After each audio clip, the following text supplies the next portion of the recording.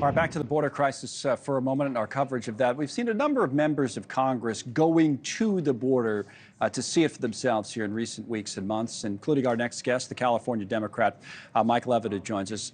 Congressman Levin's one of those Democrats who signed a letter urging President Biden to take action. And I believe you just wrapped up a tour there at the border, at a Border Patrol station, right? So why don't we, there's the letter, which I'm going to get to in a moment, that you sent to the president. But what did you see today? Well, Connell, it's good to be with you, and I'm actually still here. I'm at the Campo Border Patrol Station in East County, San Diego, and first thing I want to say is a tremendous amount of credit is due to the men and women who serve in the Border Patrol.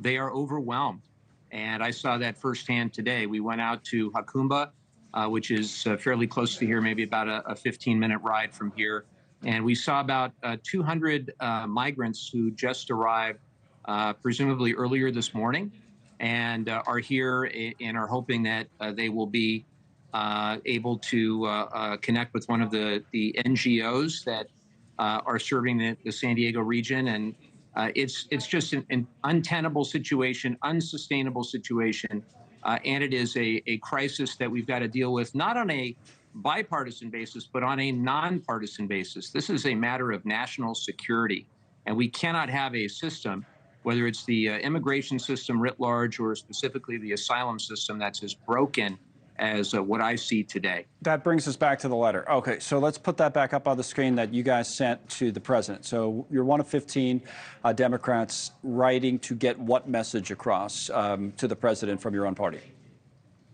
Well, just that this is unsustainable. And it is a matter of national security that President Biden or any president deals with the situation with the seriousness that is required. And we called on the president to take whatever executive action possible to try to address this, whether it's dealing with the many years that can go by to have an immigration claim adjudicated, so obviously the need for more immigration judges, or the need for more Border Patrol, for more agents and for more resources.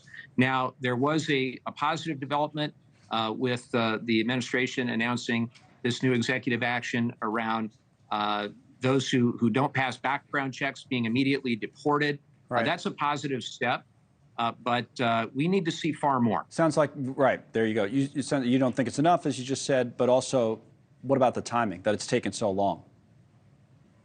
Well, you're right about that, and the timing of this new executive action will take time to make its way through the rulemaking process, the regulatory process.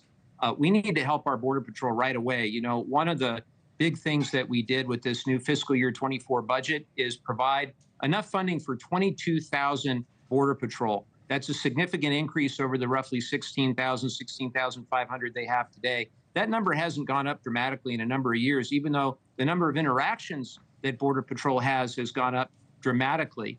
So my hope is also that it'll be easier to hire new Border Patrol agents. You know, right now it's very difficult to hire them. They compete with other federal law enforcement agencies to hire these folks. We've got to make it faster and easier for that to happen. And we're also running into a potential retirement cliff where a lot of Border Patrol are going to be retiring in the next 5 to 10 years. So we really have our work cut out for us. And the other thing I'll say, the ease with which people from all over the world are able to access TikTok or other social media and learn exactly what they need to do to come across. You know, the roughly 200 I saw today, I asked how many of these folks do you think found this route where there's a hole, a 3-mile hole in the fence through social media? The answer was over 90%. Or what about, we're hearing rumblings today in Washington that Senate bill that failed might come back up. What do you think on the House side? I mean, I know you had 15 people sign this letter, but, you know, numbers-wise, do you have some convincing to do in your party? I mean, is there legislation that could be passed? What do you think of resurrecting that? Well, we need to resurrect it. I will do whatever I can to convince any of my colleagues, and many of my colleagues who represent border communities and border regions, they already know the importance of this. Again, it's nonpartisan.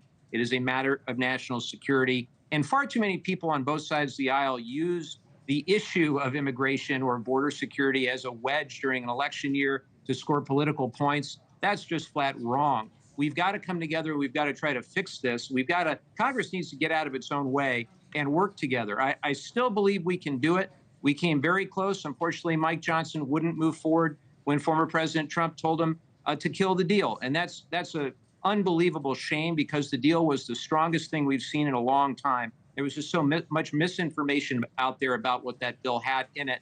And I'm ready to get back to work. I know my colleagues are as well. Yeah. Thanks so much for watching. Just go to joinnn.com to find NewsNation on your television provider. And don't forget to click the red subscribe button below to get more of NewsNation's fact-driven, unbiased coverage.